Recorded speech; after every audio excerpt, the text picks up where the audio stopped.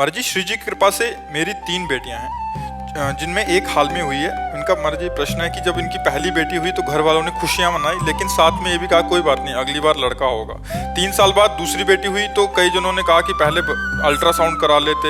नहीं। फिर कह रहे कि फिर जब तीसरी बेटी हुई तो इन्होंने आपका सत्संग सुनना शुरू कर दिया था जब वो गर्भ में थी। तो फिर इन्होंने दृढ़ निश्चय किया कि अभी तो जो भी होगा इसमें हमारा मंगल ही होगा, कोई ऐसा कदम नहीं उठाएंगे। तो श्री जी पे छोड़ दिया तो बेटी हुई। तो फिर लास्ट में अभी कह रहे हैं कि अभी हम अपने मन में पूरा तसल्ली मान लिया है कि जो प्रभु की इच्छा है वही हमारे लिए सर्वोपरि है। बट कह रहे हैं कि फिर भी जब लोग ताना मारते हैं तो फिर मतलब मन विचलित हो जाता है, फिर श्री जी से शिकायत करने। जो लोग ताना मारते हैं उनसे कहो एक रुआ बना दो आप, एक रोया बना दो आप। लड़की लड़का तो बहुत बड़ी बात है, एक रोया बना दो आप। जो अपने को स्त्री बहुत प्रवीण समझती हो या पुरुष समझता हो कि मैं बच्चे पैदा कर लेते, भूल में मत रहो, भूल में मत रहो। भगवान की देन है कि तुम्हारे बच्चा हो रहे। नहीं, ऐसे स्त्री पुरुष है जिनके बच्चे नहीं हो, परेशान है। हर डॉक्टर हर मतलब दान पुण्य सब कर चुके हो, लड़का बच्चा नहीं। ये भगवान की देन होती है कि तुम्हारे बच्ची होगा, कि तुम्हारा बच्चा होगा।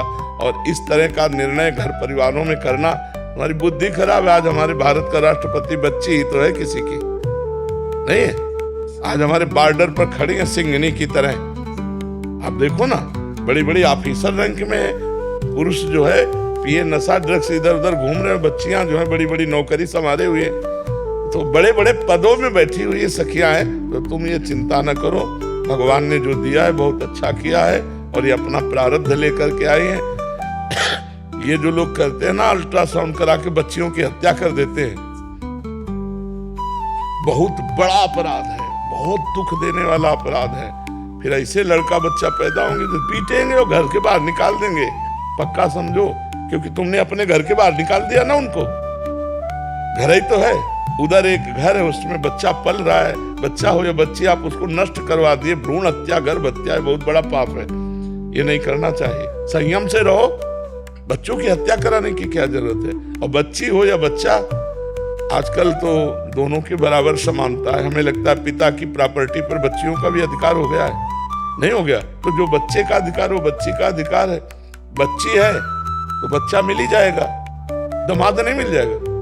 और बच्चा है तो बच्ची मिलेगी, बहू मिल जाएगी। तो परेशानी क्या, जोड़ा तो दोनों में है। जिस घर में लड़की ना हो उस घर को आप देख लो, चाहे जितना सोने का बना हो, बिल्कुल भूत घर जैसा लगता है। और जिस घर में बहू आ जाए ना, तो माटी के भी दीवारें हो तो पोत करके इतना सुंदर बना देते। लड़कियों के प्रति ऐसी लोगों की है भावना, शायद दहेज के कारण बैठ गई। कि लोग जो दहेज बहुत मांगते हैं तो लगता है, लड़की वाले को लगता है 3 लड़कियां, मतलब शादियां ऐसी होती हैं, लोग ऐसे मांगते हैं। वैसे हमें लगता है कि लड़की की प्रधानता रखनी चाहिए, दहेज की नहीं।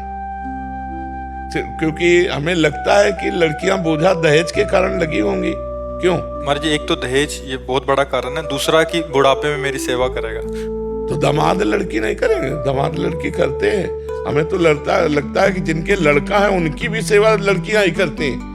और माता पिता को जब दुख पड़ता है तो बिटिया काम आती है, पक्का समझो। हमको तो लगता है कि लड़कियां लड़कों से ज्यादा हेल्पदायी हैं। जो माता पिता की हेल्प है वो ज्यादा लड़कियों से होती है। हमने ये देखा, बहुत जगह देखा कि सास को या ससुर को अगर घर में कष्ट मिलता है तो अपनी बिटिया के यहाँ सुखपूर्वक रह पाता है। लड़कों का अगर लड़का हो रहा है तो जय जय भगवान की, और बिटिया हो रहा तो जय जय भगवान की। उसमें लड़का बिटिया का भेद न रखो, बिल्कुल नहीं। नहीं तो अगर कन्या हत्या कर दी ना तो बहुत ही नरक की प्राप्ति होगी। एक तो भ्रूण हत्या, दूसरे देवी कन्या की हत्या, बहुत तुरंत आयु नष्ट हो जाती है, उन माता पिता की दुर्गति होती है। यार कैसे माता पिता, कैसी बुद्धि, अपने बच्चे को अंत में जो विराजमान है अल्ट्रासाउंड करके उसको नष्ट करवा दिया। तुम्हारा क्या होगा? फिर पूरा परिवार दुखी हो गए, ऐसे रोग होंगे, ऐसे विघ्न आएंगे, ऐसी विपत्तियां आएंगी। इसलिए जो भगवान दे उसी में राजी रहो और अपना कर्तव्य मान के उनका पढ़ाओ लिखाओ, बर ब्याह करो। लड़कियों के साथ हे व्यवहार मत करो, ये देवी स्वरूपा है।